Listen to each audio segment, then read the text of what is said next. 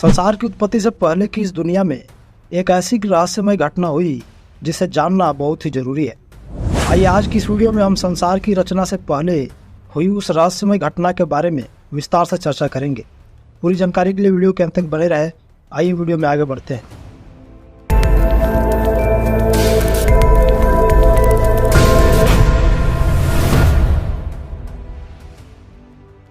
दोस्तों, संसार की उत्पत्ति से पहले की उस रहस्यमय घटना के बारे में जानने से पहले हमें अय्यूब की किताब के बारे में थोड़ा जानकारी होना जरूरी है।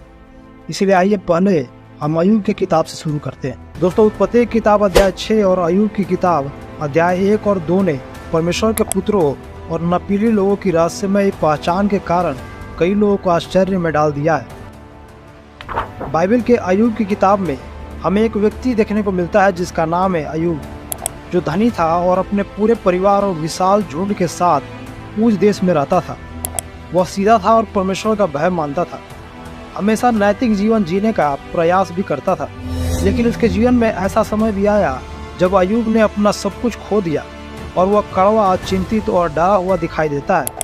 उसने परमेश्वर को नहीं बल्कि खुद को ही निर्दोष साबित किया, जिसके कारण एलीहू, जो बूजी बारकेल का पुत्र था, क्रोधित होकर उसे समझाने लगा। और इसके बाद परमेश्वर ने अय्यूब से बात करना शुरू किया, जो लिखा है अय्यूब अध्याय 38 उसका 4 से 7 में।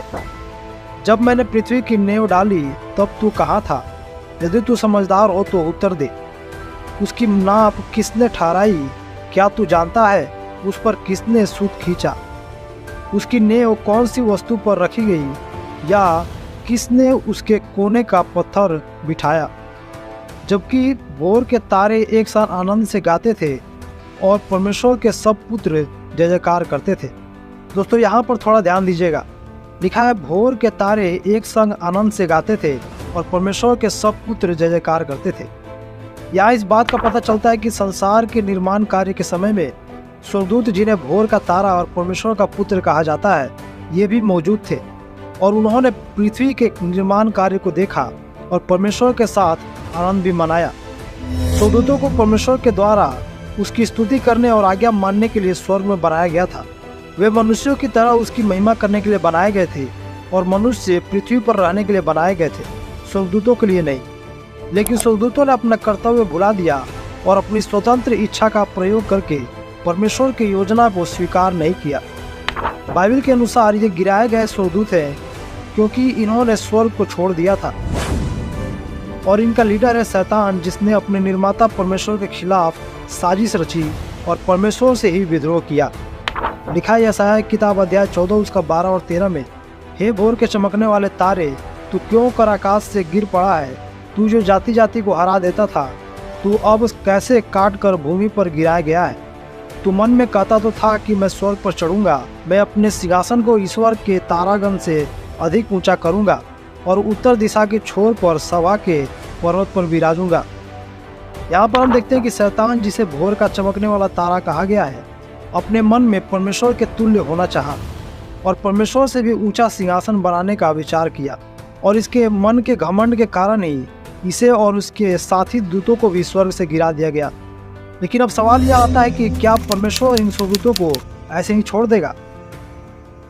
जी नहीं, ऐसा बिल्कुल भी नहीं है, क्योंकि बाइबल हमें बताती है कि शैतान और उसके दूतों के लिए नरक बनाया गया है, जहां अनंत काल तक आग रहेगी और उसमें वे हमेशा के लिए डाल दिए जाएंगे। लिखा है मत्ती अध्याय 25 उसका 41 में, तब वह बाईं ओर वालों से कहेगा, हे श्रापित लोगों, मेरे सामने से उस अनंत काल में चले जाओ जो शैतान और उसके दूतों के लिए तैयार की गई है। यहाँ पर हम देखते हैं कि नरक केवल शैतान और उसके दूतों के लिए बनाया गया था, न कि मनुष्यों के लिए। और अंत में शैतान और उसके दूतों को नरक की आग में डाल दिया जाएगा। बाइबल यह भी बताती है कि जब स्वर्गदूत गिराए गए तो उन्होंने पृथ्वी पर मनुष्य की पुत्रियों के साथ विवाह करके पाप किया और अपना वंश बढ़ाने लगे। उत्पत्ति की किताब अध्याय 6 उसका 2 से 4 में लिखा है, तब परमेश्वर के पुत्रों ने मनुष्य की पुत्रियों को देखा कि वे सुंदर है, सो उन्होंने जिस जिस को चाहा उनसे विवाह कर लिया। और यहोवा ने कहा, मेरा आत्मा मनुष्य से सदा लोभ विवाद करता ना रहेगा, क्योंकि मनुष्य भी शरीर ही है, उसकी आयु 120 वर्ष की होगी। उन दिनों में पृथ्वी पर दानव रहते थे और इसके पश्चात जब परमेश्वर के पुत्र मनुष्य की पुत्रियों के पास गए तब उनके द्वारा जो संतान उत्पन्न हुए वे पुत्र शूरवीर होते थे, जिनकी कृति प्राचीन काल से प्रचलित है। हमने अभी पढ़ा कि परमेश्वर के पुत्रों ने मनुष्यों की पुत्रियों के साथ विवाह किया और जो बच्चे उनसे उत्पन्न होते थे वे बहुत शूरवीर होते थे। और बाइबल बताती है कि उन्होंने जिससे चाहा उसे अपनी पत्नी बना लिया। यह इस बात को दिखाता है कि शैतान अपने साथी दूतों को किसी न किसी रीति से मनुष्यों के पुत्रियों से विवाह करने के लिए केंद्रित कर रहा था, ताकि मानव जाति के आने वाले पीढ़ी पूरी तरह से पाप में गिर जाए और परमेश्वर का वायदा जो उत्पत्ति अध्याय 3 उसका 15 में लिखा है वह अधूरा रह जाए। प्राचीन यहूदी धर्म और प्रारंभिक कलीसियाओं का मानना था कि परमेश्वर के पुत्र आध्यात्मिक प्राणी या स्वर्गदूत थे, जिन्होंने मनुष्य के पुत्रों से विवाह किया था और नपीली के नाम से जाने जाने वाले शूरवीरों को जन्म दिया। परमेश्वर के पुत्रों के बारे में 3 प्रकार से समझा जा सकता है। पहला, कि वे गिराए गए स्वर्गदूत थे। दूसरा, वे मानव जाति के शूरवीर शासक थे। या तीसरा, ये दक्षिण के धर्मनिष्ठ वंशजों से थे, जिन्होंने कैन के दुष्ट वंशजों से विवाह किया था। परमेश्वर के पुत्रों का उल्लेख हमें अय्यूब की किताब में भी देखने को मिलता है, अध्याय 1 उसका 6 और अध्याय 2 उसका 1 में। दोनों पदों में हम देखते हैं कि परमेश्वर के पुत्रों का जिक्र है जो परमेश्वर के सामने उपस्थित थे और उनके बीच शैतान भी मौजूद था, जो अय्यूब को दुख देने के लिए परमेश्वर से अनुमति लेने पहुंचा था। उत्पत्ति की किताब में हम रहस्यमयी व्यक्तित्व को देखते हैं, शूरवीर पुरुष जो सभी प्रसिद्ध लोगों में से थे, लेकिन यहाँ इस बात का जिक्र नहीं है कि नपीली कहाँ से आए। बस इतना बताया गया है कि उन दिनों पृथ्वी पर दानव या नपीली रहा करते थे। इस बात को लेकर कई सारे विवाद भी उठते हैं। कई स्कॉलर्स का मानना है कि परमेश्वर के पुत्रों ने जब मनुष्य की पुत्रियों से विवाह किया तब नपीली उत्पन्न हुए, तो कई लोग इस बात को नहीं मानते हैं। स्वर्गदूत जो स्वर्ग से पृथ्वी पर गिराए गए थे उनके बारे में यहूदा की किताब में भी इस प्रकार बताया गया है।